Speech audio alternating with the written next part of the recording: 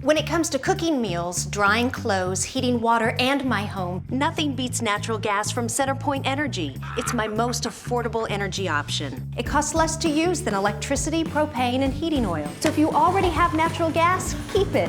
If you're replacing an appliance, choose it. Natural gas, your best choice. Safe and affordable, rest assured. For more on the benefits of a natural gas home, visit centerpointenergy.com/natural gas benefits. CenterPoint Energy, always there. Over Mississippi Valley State. Coach, congratulations. I'm sure there's a lot of things to be happy about in this one, but in terms of defense, what did you like there? Because there was a 6-minute stretch at the end of the first half where Valley didn't score a field goal, and then about 4 minutes to start that second half. So about 10 minutes worth of clock time where you didn't give up a basket to those guys. Yeah, I thought we did a good job for the most part defensively, and give them credit. They showed a lot of patience offensively, more so than they had in their previous games, and I thought it really helped them. They're harder to defend when they make you play for long periods of time, I give them some credit. This game, the final score, it didn't feel like we won by 40, to be honest with you. I'm glad that we got everybody a chance to play tonight. We got everybody on our team a chance to get out there and get a minute or two at least. I thought that Tolu did a really good job tonight. Another double-double. Iverson and DJ are fast forming one of the best backcourts in the SEC, in my opinion. Abdul does so many things that don't show up on the stat sheet. Like he had 2 great screens against them when they were trying to ice the pick and roll, the side ball screen, and he got Iverson right in the lane for easy opportunities to attack. When you look at our shooting from 3, it was good. The foul shooting is still really disappointing, especially out of DJ. I can't believe that DJ Stewart missed his foul shots. He's only 2 for 6 tonight, so that's something I know he'll work on during the break because he's a way better shooter from the foul line than that. But he had some really nice threes tonight and shot the ball extremely well. And we were very unselfish. 19 assists on our 33 baskets is something that I really appreciate. And I'm happy for that. Iverson had a good all-around game, and it's easy to look at his offense and get hung up on what he does on that end, especially with the improved shooting this year. But he had 5 rebounds and 5 assists to go along with what he did in terms of putting the ball in the basket. And how much does that speak to not just how much he's improved his shot, but his overall game in the last year? Yeah, his overall understanding of the game has improved in every aspect. He's a way better rebounder, a better defender, both on and off the ball, and a very good decision maker in terms of his passing. Between him with 5 assists and then Davon had 4 assists, we had 9 assists out of our point guard position, which is really nice, and it's a big thing for us.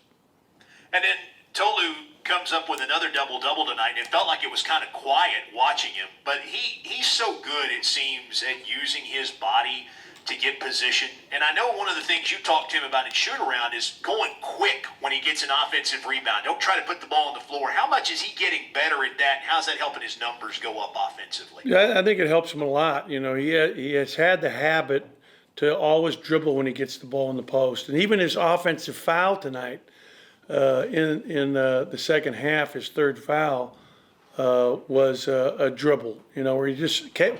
Our rule is when you catch it in the paint, shoot.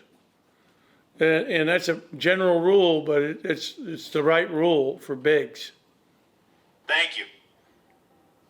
Bet. We'll go ahead and start with questions for Coach from the media. We'll go ahead and get it going with Joel. Joel Coleman will start us, and then we'll go to Garrick. Joel?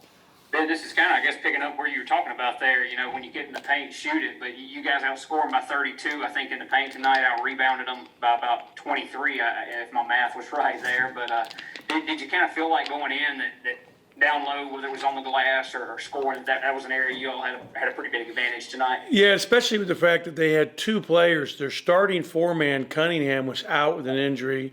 And then they had a kid who was slated to be eligible today, the transfer from Louisiana, who didn't play, who's a 5-man that averaged 9 and 7 last year, playing on the same team with Jalen Johnson. He's a pretty good player. So when they get those 2 kids back, they'll be more formidable up front. And, for us, we're going to have the advantage a lot of the time inside with our size, and we've got to take advantage of it because we have some disadvantages when we're having to match up with guards with a 4-man as well.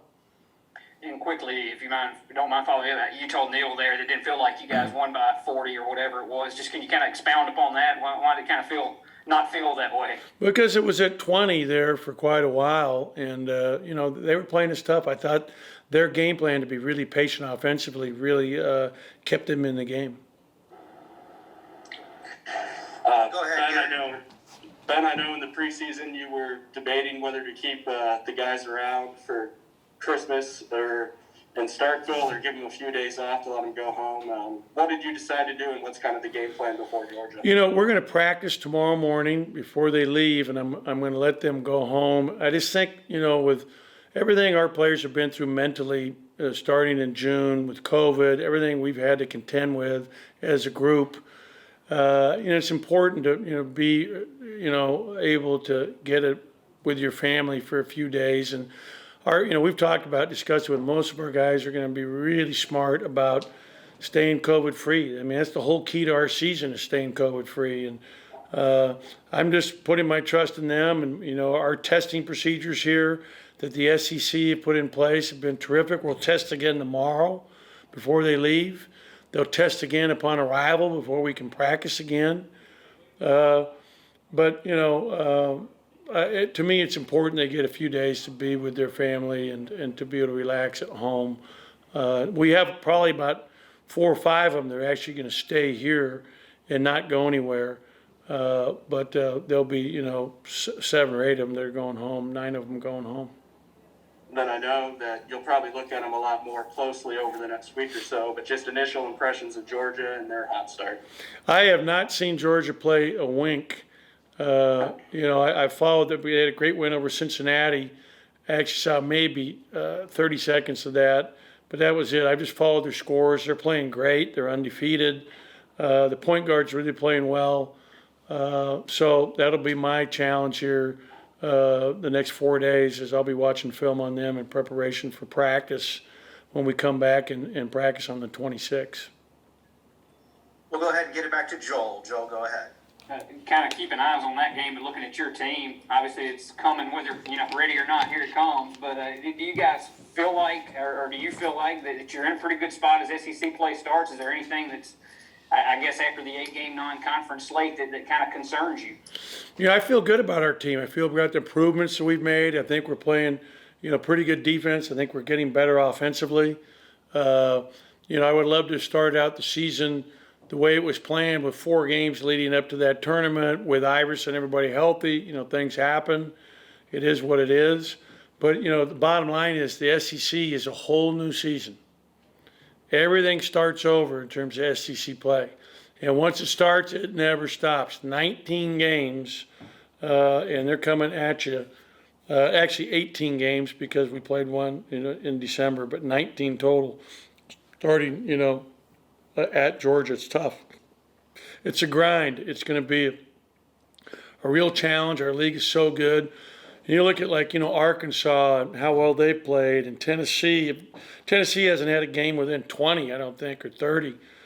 So we have some teams that are really playing well in our conference right now. And, we're just on to the next game, which is the University of Georgia. And he's a very good coach, Tom Crean, and that's going to be a big challenge. And then we come home and play, Kentucky, Missouri, and we're at Vanderbilt. And I don't know what's after that. I just know those first 4 games in my head. Thanks for your time, Coach. Okay, thank you. I want everybody to have a Merry Christmas. Hope you all have a great time and, blessings to all. And let's remember the reason for the season, Christ our Lord. You too, David. Thank you. Merry Christmas to you and your family.